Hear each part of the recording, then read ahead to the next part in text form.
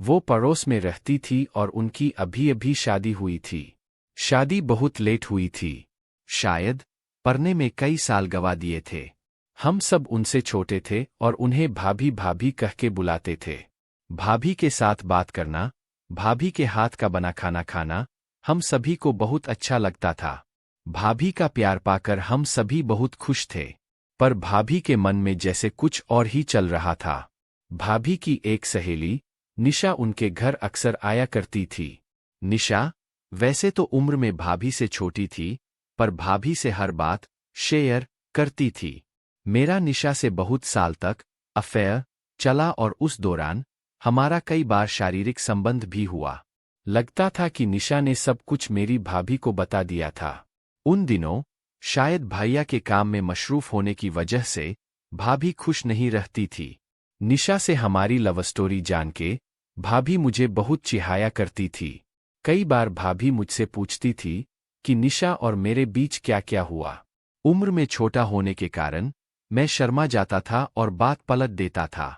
पर भाभी की यह बातें कहीं न कहीं मुझे बहुत एक्साइट भी किया करती थी। ना जाने कैसे धीरे धीरे मैं भाभी की तरफ आकर्षित होता जा रहा था। अब मैंने भाभी को फैंटसाइज करना भी शुरू कर दिया था। एक दिन यूं हुआ कि भाभी घर में अकेली थी। मेरा बहुत मन हुआ कि मैं भाभी के साथ समय बिताऊं। मेरे भाभी के पास पहुंचते ही भाभी ने मुझसे कहा, अरे तुम इतनी देर कहाँ थे? मैं तुम्हें कब से याद कर रही थी। जब मैंने पूछा कि किस लिए, तब भाभी ने कहा कि वो निशा और मेरे बीच में सब कुछ जानना चाहती थी। मैंने भाभी की बात रखते हुए उन्हें सब सच बता दिया। क्या तुम्हारा निशा के साथ कभी शारीरिक संबंध हुआ? भाभी ने मेरा हाथ पकड़ के पूछा। मैंने भाभी तरफ देखा। भाभी की आंखें चमक रही थीं। बताओ ना, भाभी ने दोबारा पूछा। मुझे समझ नहीं आ रहा था कि मैं क्या जवाब दूं। और फिर भाभी के कोमल हाथों को हल्के से दबाते हुए मैं बोला, हाँ, मेरा निशा के साथ संबंध था। पर भाभी, यह अब पुरानी बात हो चुकी है।